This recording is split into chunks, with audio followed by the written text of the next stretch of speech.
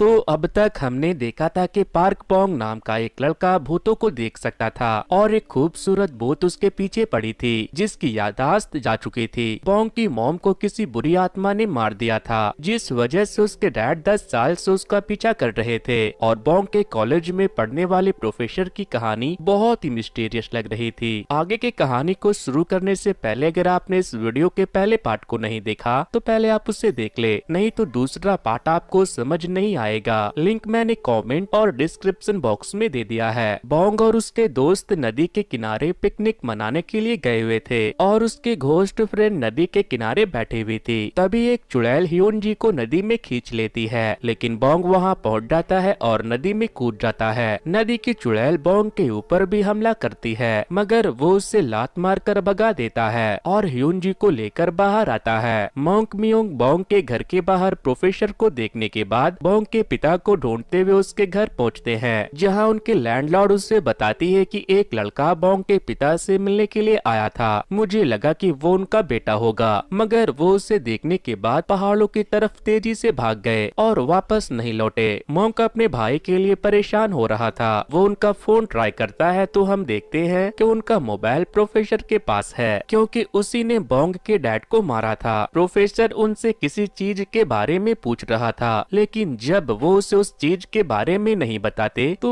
वो उनका गला दबाकर उन्हें मार देता है। अब हम मोटी चुड़ैल को प्रोफेसर के क्लिनिक में देखते हैं। वो उसका पीछा करते हुए यहाँ तक आ गई थी। तभी वहाँ पर प्रोफेसर पहुँच जाता है। मोटी चुड़ैल को लगता है कि वो उसे देख नहीं पाएगा, लेकिन तभी वो उसका गला पकड़ लेता है और उसका गर्दन तोड़कर उसे जान से मार देता है। इधर मोंक पोंग के फादर की मिसिंग कंप्लेन लिखवाने के लिए पुलिस स्टेशन चले गए थे। अब हमें अगले दिन का सीन दिखाया जाता है, जहां इनरैंग पिकनिक वाले फोटो को देखकर बहुत खुश हो रहा था क्योंकि उसमें उसे हायुनजी भी दिखाई दे रही थी। तभी पोंग और हायुनजी वहां आ जाते हैं। वो उसे वो ग्रुप फोटो दिखाता है और कहता है कि देखो मैंने कहा था ना कि मैंने एंजल को देखा था। इनरैंग उसके प्यार में पड़ चुका था। वो उसकी तारीफ किए जा रहा था, लेकिन चोई कहता है कि अरे पागल वो कोई एंजल नहीं चुड़ैल है। हायुनजी बहुत खुश होने लगती है क्योंकि कोई उसे इतना पसंद जो कर रहा था। फिर इस शाम को पोंग ह्योनजी के नाम से एक सूट जला देता है जो कि उनका एक्सोर्सिज्म यूनिफॉर्म था। अब हम देखते हैं कि एक आदमी रात के वक्त एक पागलों के हॉस्पिटल में रेनोवेशन का काम कर रहा था, लेकिन तभी उसकी मुलाकात एक पागल चुड़ैल से हो जाती है, जिसके बाद चोई की एक्सोर्सिज्म टीम उस जगह के लिए निकल जाती है। रास्ते में इनरैंग चोई को बताता है कि उस पागलों के हॉस्पिटल को भूतों की वजह से बंद करना पड़ा था, लेकिन बिल्डिंग का नया मालिक फिर से उसे स्टार्ट करना चाहता है। वो चारों जब वहां पहुंचते हैं तो अलग अलग टीम बनाकर भूतों को ढूंढने के लिए निकल जाते हैं। तभी चोई और इनरैंग एक वार्ड में जाते हैं जहां स्ट्रेचर के नीचे एक चुड़ैल छुपी हुई थी। वो दोनों उससे डर कर भागने लगते हैं। उनके चिल्लाने की आवाज सुनकर पोंग और ह्योनजी वहां पहुंच जाते हैं। चुड़ैल ह्योनजी का पैर पकड़ लेती है।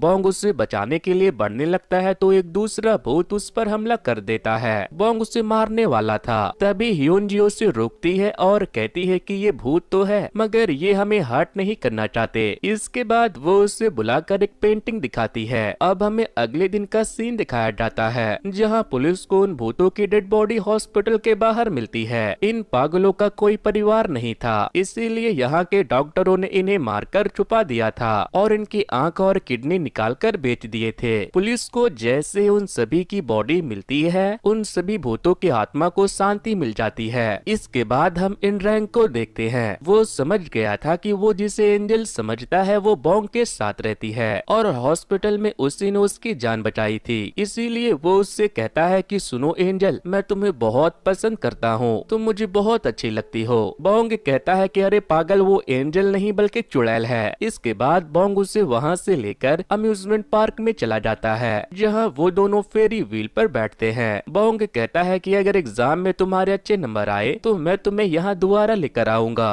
तभी हायुनजी उससे कहती है कि मैं तुम्हें पसंद करती हूँ और फिर वो वहाँ से गायब हो जाती है। पोंग उसे ढूंढते हुए घर चला आता है जहाँ वो देखता है कि ह्योनजी सो चुकी है, लेकिन वो सोई नहीं थी। वो उसे प्रपोज करके रिग्रेट कर रही थी। उसे बहुत शर्म आ रहा था। अगले दिन जब वो दोनों चोई और इनरैंग से मिलने के लिए जाते हैं तो आज इनरैंग ह्योनजी के लिए हील्स लेकर आया था, जिसे देखकर वो बहुत खुश होती है। लेकिन पोंग बोंग इन रिंग से कहता है कि उसे हील्स पसंद नहीं है, मगर हियोनजी को वो हील्स बहुत पसंद आते हैं। फिर जब वो दोनों वहाँ से अपने घर लौट रहे थे तो हियोनजी के सर में तेज दर्द होने लगता है और वो गायब हो जाती है, जिसके बाद बोंग बहुत परेशान हो जाता है। तभी वो वापस से अपीयर होती है तो बोंग उसे देखते ही सीने से लगा लेता है। पुलिस को अभी भी जू के कातिल के बारे में कुछ भी पता नहीं चल पाया था। इधर प्रोफेसर जू के फ्यूनरल पर जाते हैं, जहाँ पर जू का बॉयफ्रेंड भी आया था जो उसके मरने से बहुत दुखी था। अगली सुबह बोंग और हियोनजी के बीच कुछ भी पहले जैसा नहीं रहता। हियोनजी ने जब उसे प्रपोज किया था तो बोंग को उसके दिल का हाल पता चल गया था, लेकिन बोंग ने उसे अब तक प्रपोज नहीं किया था। हालांकि वो भी उसे पसंद करने लगा था, इसीलिए वो अकेले चोई के पास जाता है और उससे पूछता है कि क्या तुम्हें पता है कि लड़कियों को इम्प्रेस कैसे करते हैं। चोई कहता है मुझे सब पता है। वो बोंग को लड़कियां पटाने के अलग अलग तरीके बताने लगता है। चोई की बातें इन रैंक भी नोट कर रहा था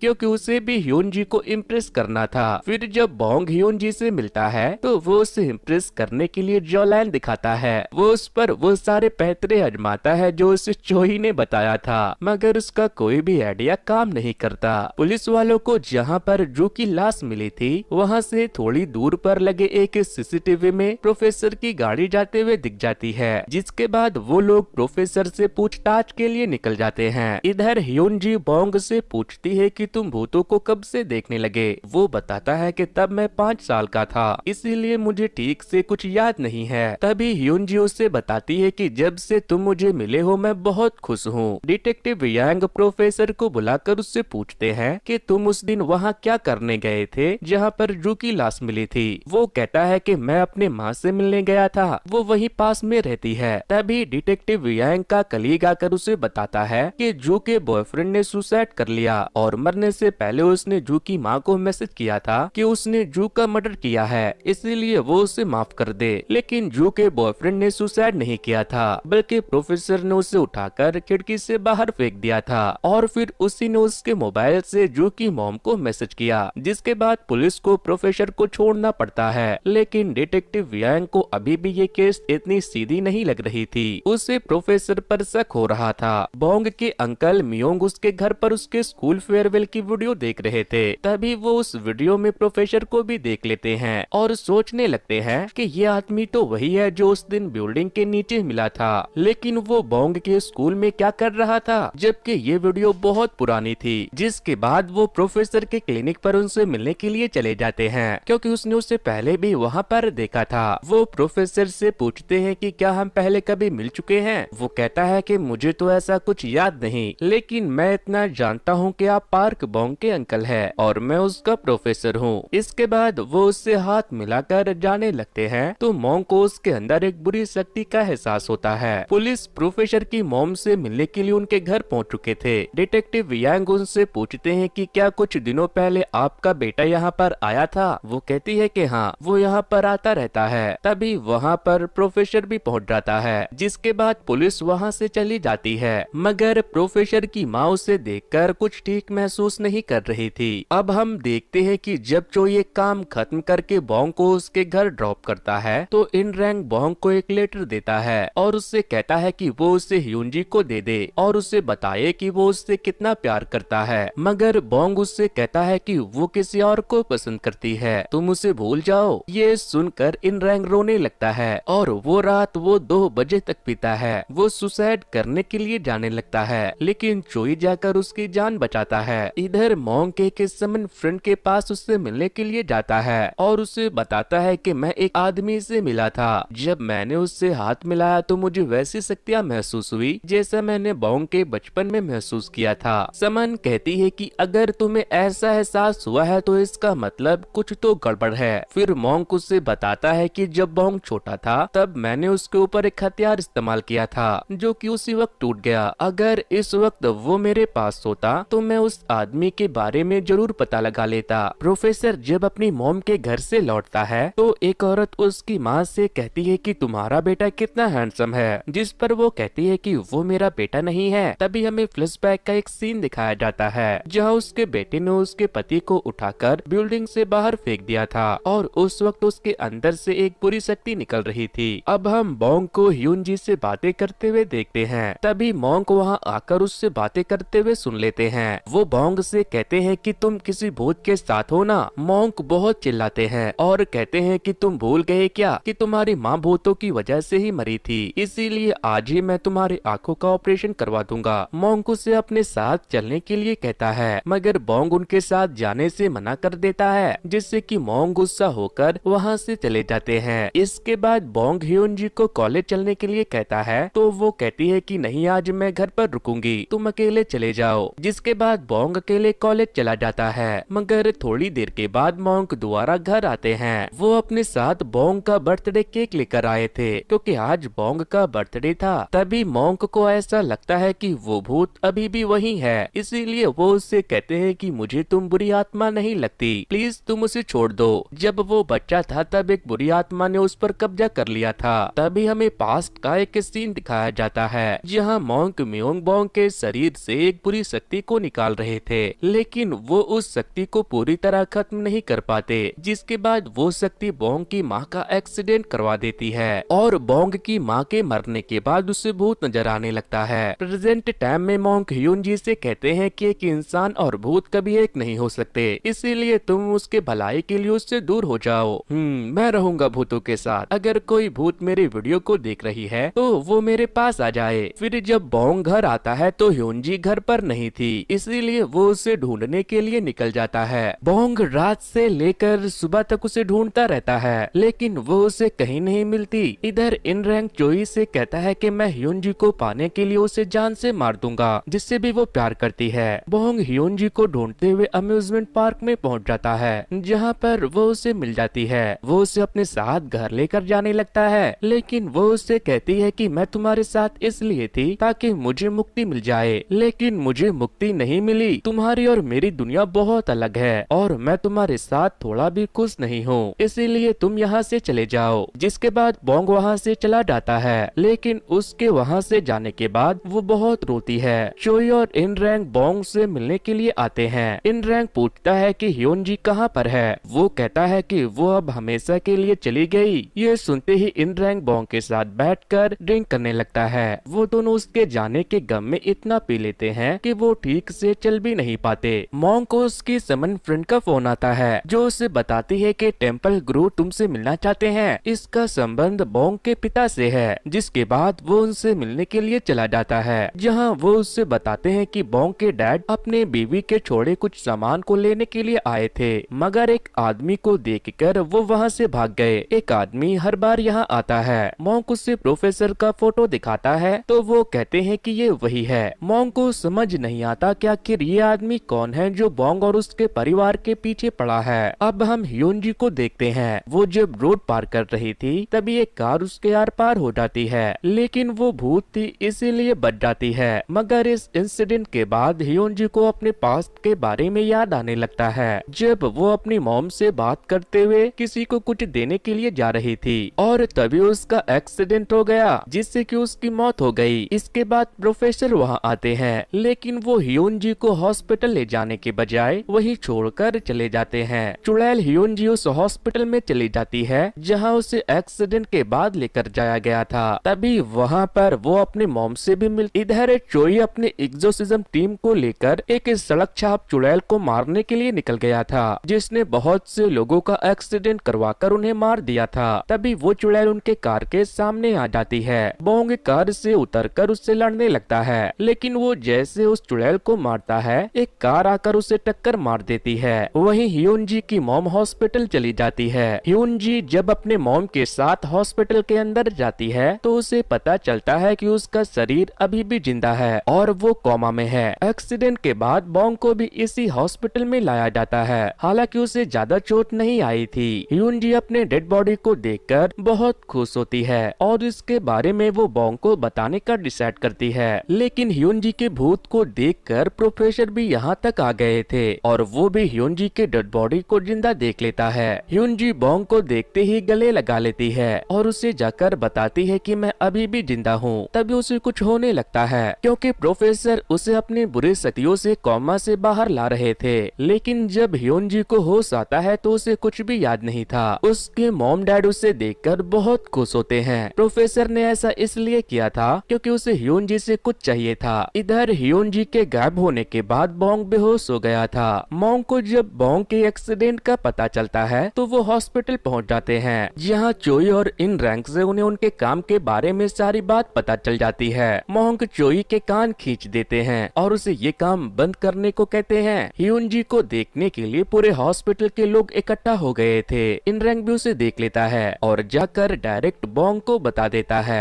बॉन्ग भागते हुए उसके पास आता है और उसे देखते ही गले लगा लेता है, लेकिन वो उसे अपने से दूर रहने को कहती है और उसे पहचान नहीं पाती, जिसके बाद बॉन्ग वहाँ से चला जाता है। वो इन रैंक को भी नहीं पहचानती। थोड़ी देर के बाद चोई और इन रैंक बॉन्ग से मिलने के लिए आते हैं और उसे बताते हैं कि 5 साल पहले ह्यून जी का एक्सीडेंट हुआ था, जिसके बाद वो 5 साल तक कोमा में थी और जो तुम्हारे साथ थी वो उसी की आत्मा थी, लेकिन अब जब वो होश में आ गई है तो उसकी याददाश्त चली गई। इसके बाद इन रैंक चोई से कहता है कि अब ह्यून जी मेरे साथ रहे या बॉन्ग के साथ, उसकी खुशी में ही मेरी खुशी है, लेकिन इससे पहले मुझे उस आदमी को पकड़ना है जिसके वजह से ह्यून जी का ये हाल हुआ था। अब हम डिटेक्टिव योंग को देखते हैं। उसे जू के मर्डर के बाद उसके बॉयफ्रेंड के सुसाइड की बात हजम नहीं हुई थी, इसीलिए वो ये पता करने की कोशिश कर रहे थे कि उसने सच में सुसाइड किया है या उसका मर्डर हुआ था। थोड़ी देर के बाद बॉन्ग फिर से ह्यून जी से मिलने के लिए आता है। वो कहती है कि अरे तुम फिर से यहाँ क्यों आ गए? बॉन्ग कहता है कि बॉन्ग नाम है मेरा और मैं तुम्हारा बॉयफ्रेंड हूँ। जब तुम भूत थी तब तुम मेरे साथ रहती थी। ह्यून जी कहती है कि तुम्हारा दिमाग खराब हो गया है, चलो जाओ यहाँ से। तभी बॉन्ग उसका फोन लेकर उसे अपना नंबर दे देता है। फिर वो उसका सारा सामान दे देता है जो वो तब इस्तेमाल करती थी जब वो भूत थी। फिर जब वो उन चीजों को देखती है तो उसमें उसकी हैंडराइटिंग भी थी।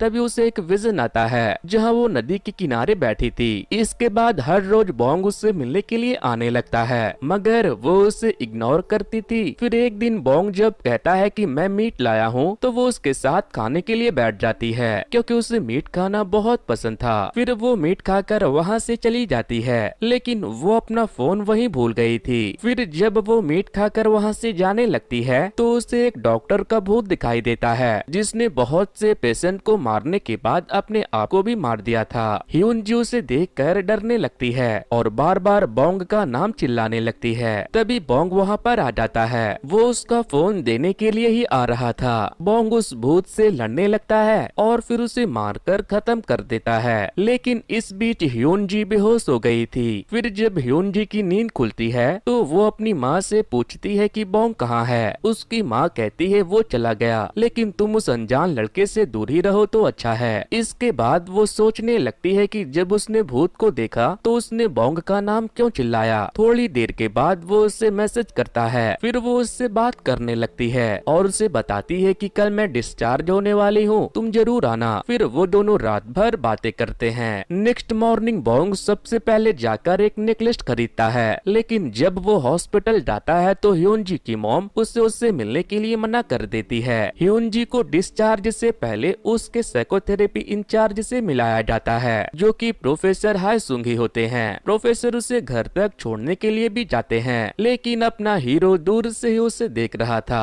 क्योंकि ह्यून जी की माँ ने उससे मिलने के लिए मना जो कर दिया था। कार में ह्यून जी की मॉम प्रोफेसर को बताती है कि ये उस दिन किसी अजनबी की मदद करने गई थी और फिर इसका एक्सीडेंट हो गया। नेक्स्ट डे बॉन्ग, चोई और इन रैंग एक दूसरे से बात कर रहे थे। तभी वहाँ पर ह्यून जी आती है जिसे प्रोफेसर ने उस कॉलेज में अपना लेक्चर अटेंड करने के लिए बुलाया था। इन रैंग उसे हाय करता है, मगर क्लास में जब सोयोन बॉन्ग के बगल में बैठती है तो उसे देखकर ह्यून जी को बहुत जलन होने लगती है। फिर क्लास के बाद ह्यून जी जब बॉन्ग के पास बैठी थी तो उसे ऐसा लगता है कि शायद वो उस जगह पर पहले आ चुकी है। इसके बाद ह्यून जी वहाँ से अपने पुराने स्कूल फ्रेंड से मिलने के लिए चली जाती है। वहीं बॉन्ग जब अपने घर जा रहा था तो वो देखता है कि सोयोन सड़क के किनारे रो रही थी, जिसके बाद वो उसे एक बार में लेकर जाता है। लेकिन तभी ह्यून जी वहाँ आ जाती है और बॉन्ग से कहती है कि जब मैं तुम्हारी गर्लफ्रेंड थी तो तुम उस तेल चट्टी के पीछे क्यों हो। ह्यून जी उस पर गुस्सा करती है। तभी बॉन्ग मुस्कुराने लगता है और फिर एकदम से उसे किस कर लेता है, जिसके बाद वो उसे एक लात मारती है। फिर वो उसे वो नेकलेस दे देता है जिसे उसने उसके लिए लिया था। इसके बाद वो दोनों अपने अपने घर चले जाते हैं। ह्यून जी की मॉम कहती है कि मैं तुम्हारे अंकल से मिलकर आती हूँ, तुम दरवाजा लॉक कर लेना।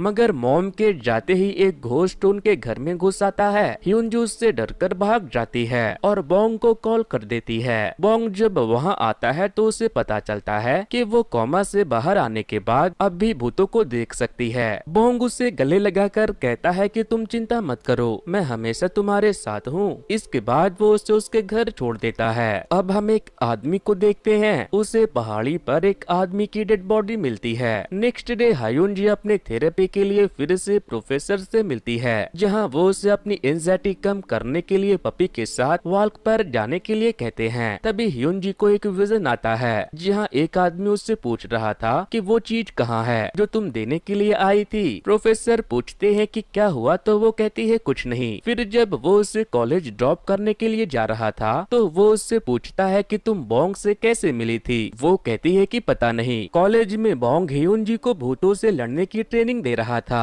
तभी वहाँ पर चोई और इनरैंग पहुँच जाते हैं। वो दोनों उससे खुद को इंट्रोड्यूस करवाते हैं। चोई ह्यूनजी को सेल्फ डिफेंस सिखाने लगता है, लेकिन वो टेकवोंडो में ब्लैक बेल्ट थी। वो चोई को मार कर उसके अखरोट फोड़ देती है। वहीं दूसरी तरफ हम देखते हैं कि मोंक म्यूंग को कॉल आता है कि हमें आपके भाई मिस्टर पार्क की डेड बॉडी मिली है। मोंक उसे देखने के लिए मॉर्ग में जाते हैं, जहां उससे पता चलता है कि उनके भाई का मर्डर हुआ है। उनका मर्डर भी वैसे ही हुआ था जैसे जू का हुआ था। इसके बाद मोंग बोंग को भी बुला लेते हैं। बोंग अपने पिता के बॉडी को देखकर बहुत रोता है। ह्यूनजी बोंग को मैसेज कर रही थी, लेकिन वो अपने डैड के फ्यूनरल में बिजी होने के कारण उसके मैसेज का कोई भी रिप्लाई नहीं देता। फिर जब उसे पता चलता है तो वो फ्यूनरल होम पहुंच जाती है। बोंग को तो पुलिस वाले इंट्रोगेशन के लिए लेकर चले जाते हैं, लेकिन ह्यूनजी जब बोंग के डैड के फोटो को देखती है तो उसे एक विजन आता है। जब वो टेम्पल से आ रही थी तो वो उससे मिले थे और उन्होंने उसके हाथों में कुछ देते हुए कहा था कि वो उसे उसके बेटे को दे दे। हायुनजी जब उस चीज को खोलकर देखती है तो उसमें एक पेपर था जिस पर पार्क बोंगपाल का नाम लिखा था। ये सब याद आने के बाद ह्यूनजी के सर में दर्द होने लगता है। वो इसके बारे में मोंग को भी बताती है। मोंग पूछते हैं कि क्या तुम्हें याद है वो चीज कहाँ है। वो कहती है नहीं। मोंग कहता है कि अगर तुम्हें कुछ याद आए तो मुझे जरूर बताना। जो चीज तुम्हारे पास है वो बोंग के लिए बहुत इम्पोर्टेंट है और इसके बारे में तुम बोंग या फिर किसी से कुछ मत कहना। लेकिन प्रोफेसर भी वही खड़े थे जो उनकी बातों को सुन लेते हैं। वहीं फॉरेंसिक रिपोर्ट में बोंग के पिता के ऊपर प्रोफेसर के डीएनए मिले थे। बोंग अपने डैड के खत को पढ़कर बहुत रोता है। तभी ह्यूनजी उसके घर आती है और दरवाजा खोलने के लिए कहती है, लेकिन वो दरवाजा नहीं खोलता। जिसके बाद ह्यूनजी वहाँ से अपने घर जाने लगती है। तभी प्रोफेसर उससे मिल जाते हैं और उसे अपने क्लिनिक ले जाते हैं। इधर डिटेक्टिव योंग बोंग के घर पहुंचकर उसे बताते हैं कि हमें फॉरेंसिक रिपोर्ट में उनके ऊपर प्रोफेसर की उंगलियों के निशान मिले हैं। वो पूछते हैं कि तुम्हारे पिता प्रोफेसर हायसोंग को कैसे जानते थे। बोंग कहता है कि मुझे तो इसके बारे में कुछ नहीं पता। जिसके बाद बोंग अपने अंकल से मिलने के लिए जाता है और उनसे इसके बारे में पूछता है। मोंग बता देते हैं कि प्रोफेसर हायसोंग के अंदर वही बुरी आत्मा का वास है जो सालों पहले तुम्हारे अंदर से निकली थी। वो आत्मा तुम्हारे पिताजी के पीछे थी। उसे तुम्हारे पिताजी से कुछ चाहिए था, इसीलिए तुम्हारे पिताजी ने उस चीज को उससे बचाने के लिए हायुनजी को दे दिया। जिसके बाद वो उसके पीछे पड़ गया, लेकिन एक्सीडेंट के बाद वो चीज कहीं गायब हो गई। जिसके बाद बोंग ह्यूनजी के घर जाने के लिए निकल जाता है और कंटिन्यू उसे कॉल भी करता है। लेकिन ह्यूनजी को प्रोफेसर ने चाय में कुछ मिलाकर पिला दिया था, क्योंकि उसने मॉर्ग में उससे मोंक से बात करते हुए सुन लिया था।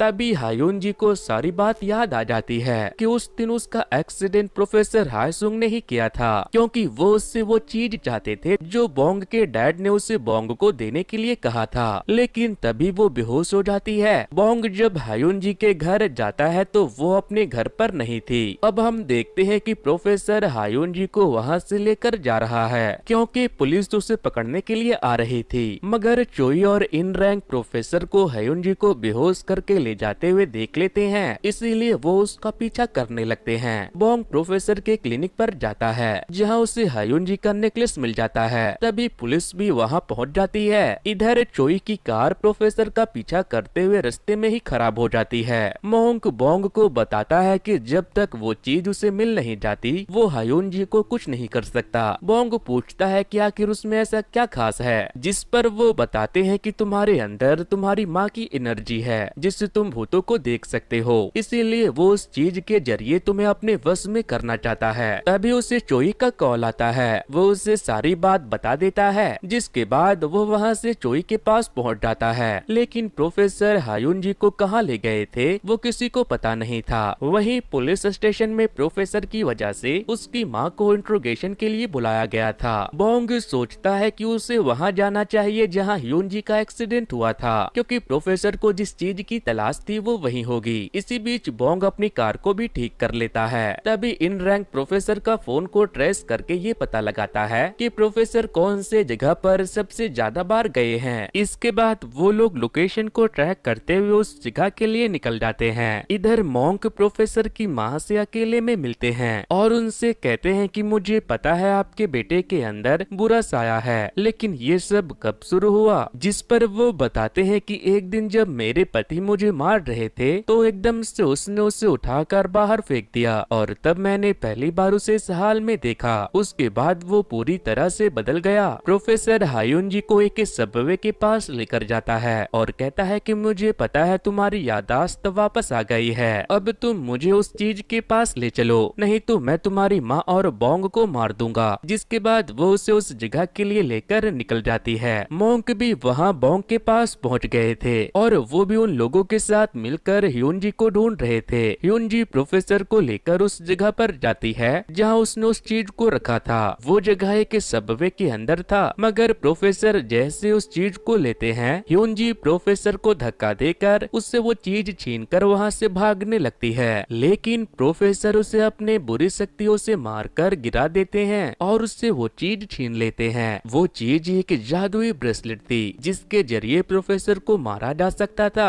और उसे ताकतवर भी बनाया जा सकता था। प्रोफेसर ब्रेसलेट लेने के बाद ह्यून जी को मारने लगता है, लेकिन उसके बैड एनर्जी को फील करते हुए बोंग वहाँ आ जाता है और प्रोफेसर से लड़ने लगता है। लेकिन प्रोफेसर के अंदर एक दानव की आत्मा थी, इसीलिए बोंग उसे आसानी से नहीं हरा सकता था। प्रोफेसर कहता है कि बस कुछ देर और फिर हम दोनों हमेशा हमेशा के लिए एक हो जाएंगे। प्रोफेसर बोंग के शरीर को इसलिए चाहता था क्योंकि उसे उसकी माँ की शक्तियाँ वरदान में मिली थी, जिससे वो भूतों से लड़ सकता था। इसीलिए प्रोफेसर उसके शक्तियों से खुद को प्रोटेक्ट करना और ताकतवर बनाना चाहता था। तभी मॉन्क अपनी तलवार लेकर आते हैं और उससे प्रोफेसर पर हमला कर देते हैं। ये एक पवित्र तलवार थी, इसीलिए इसके मार से प्रोफेसर बुरी तरह घायल हो जाता है, लेकिन उसे हराना इतना भी आसान नहीं था। वो मॉन्क को उठाकर फेंक देता है। तभी बोंग उठकर उससे दोबारा लड़ने लगता है, मगर प्रोफेसर उसे पकड़कर उसके अंदर समाने लगता है। तभी मॉन्ग अपनी तलवार से अपना हाथ काटकर उस पर अपना खून चढ़ाता है और फिर उस तलवार के शक्ति से प्रोफेसर पर हमला करता है तो वो दूर जाकर बेहोश हो जाता है। मगर वो दानव प्रोफेसर से निकलकर मॉन्क में घुस जाती है और उसे मार देती है। तभी ह्यून जी उस ब्रेसलेट को बोंग की तरफ फेंकती है। बोंग उस ब्रेसलेट को पहन लेता है। वो बुरी शक्तियाँ मॉन्क से निकलकर बोंग की तरफ बढ़ रही थी, लेकिन बोंग उस बुरी आत्मा को मार देता है और वो नष्ट हो जाती है। बोंग अपने अंकल के मरने की वजह से रो रहा था, लेकिन तभी वो उठ जाते हैं क्योंकि वो जिंदा थे। साथ ही प्रोफेसर भी जिंदा बच गए थे, जो कई सालों के बाद उस बुरी शक्ति से आजाद हुए थे। पुलिस प्रोफेसर को पकड़ ले जाती है क्योंकि उनकी नजरों में सभी चीजों का जिम्मेदार तो वही था। फिर जब बोंग ह्यून जी को छोड़ने के लिए उसके घर जाता है तो उसकी माँ कहती है कि तुम्हारी वजह से पहले ही मेरी बेटी को पहले ही बहुत ही मुसीबतों का सामना करना पड़ा है, इसीलिए कल हम सियोल छोड़कर जा रहे हैं। तुम उससे भूल जाओ, इसी में तुम दोनों की भलाई है। पुलिस इंट्रोगेशन के दौरान प्रोफेसर सभी जुल्म कबूल कर लेता है। उसकी माँ जब उससे मिलने के लिए आती है तो वो कहता है कि मैं एक गैंगस्टर हूँ, अब आप मुझसे मिलने मत आना। ह्यून जी जाने से पहले बोंग से मिलना चाहती थी। वो उसे कॉल करके बुलाती है, लेकिन बोंग कहता है कि अगर मैं तुमसे मिला तो मैं अपने जज्बातों पर काबू नहीं कर पाऊंगा, इसीलिए तुम चली जाओ, हम फिर मिलेंगे। अगली सुबह वो बोंग के आने का वेट करती है, लेकिन वो नहीं आता, जिसके बाद वो अपने मॉम डैड के साथ वहाँ से चली जाती है। अब हमें थोड़े दिनों के बाद का सीन दिखाया जाता है जहाँ ह्यून जी सियोल वापस आ गई थी और उसने सियोल के कॉलेज में एडमिशन ले लिया था, लेकिन वो अभी भी भूतों को देख सकती थी। कुछ भूत उसे परेशान करते हैं तो वो उन्हें अच्छे से कूटती है, है। वहीं इन रैंग और चोई ने मिलकर एक बहुत बड़े एग्जॉर्सिज्म कंपनी ओपन कर लिया था। मोंग की करसमन उसकी कॉम्पिटिटर बन गई थी, इसलिए उन दोनों की लड़ाई पुलिस स्टेशन तक पहुंचने लगी थी। अब हम हायुन जी को अपने कॉलेज के कुछ फ्रेंड के साथ ब्लाइंड डेट पर जाते हुए देखते हैं। वो उनके साथ फ्लर्ट कर रही थी, लेकिन तभी बोंग वहाँ आ जाता है और उसे वहाँ से लेकर चला जाता है। वो उसे खूब डांटता है। तभी ह्योन जी का मॉम का मैसेज आता है कि वो उसके घर सियोल आई है। ह्योन जी बोंग से कहती है कि मॉम आई है, इसीलिए तुम यहाँ से चले जाओ। अगर उन्होंने तुम्हें देख लिया तो ठीक नहीं होगा। लेकिन